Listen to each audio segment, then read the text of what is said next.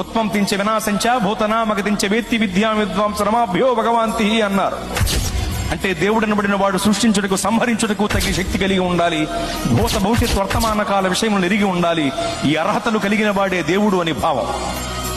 ఈ రెండు అర్హతల్లో మొదటి అర్హత సృష్టించటానికి సంహరించటానికి కావలసిన శక్తి మహాశక్తి.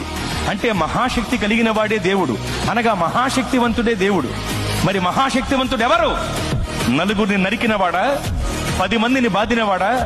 నలుగురిని నరికినవాడు 10 మందిని బాధినవాడే మహాశక్తివంతుడైతే అలాంటి వాళ్ళు చాలా మంది ఉన్నారు లోకంలో. మరి మహాశక్తివంతుడు అంటే ఎవరు? ప్రపంచమంతా దేన్నైతే జయించలేకపోతుందో దానిని జయించిన వాడే మహాశక్తివంతుడు. ప్రపంచమంతా నాటికి నేటికి ఏనాటికి మరణమును జయించలేకపోతోంది. మరణమనే మహమ్మారి మర్యాద లేనిదై మానవ జాతిపై విరుచుకుబడి మరణ మృదంగాన్ని మ్రోగిస్తూ విజయ వికటట్టహాసం చేసి వెర్రవీగుతుంటే మరణమనే మహమ్మారి యొక్క పీచమణిచి దాని ముళ్ళు విరిచి మరణమును జయించి తిరిగి లేచిన మహాశక్తివంతుడు యేసు ప్రభువు వారు మాత్రమే.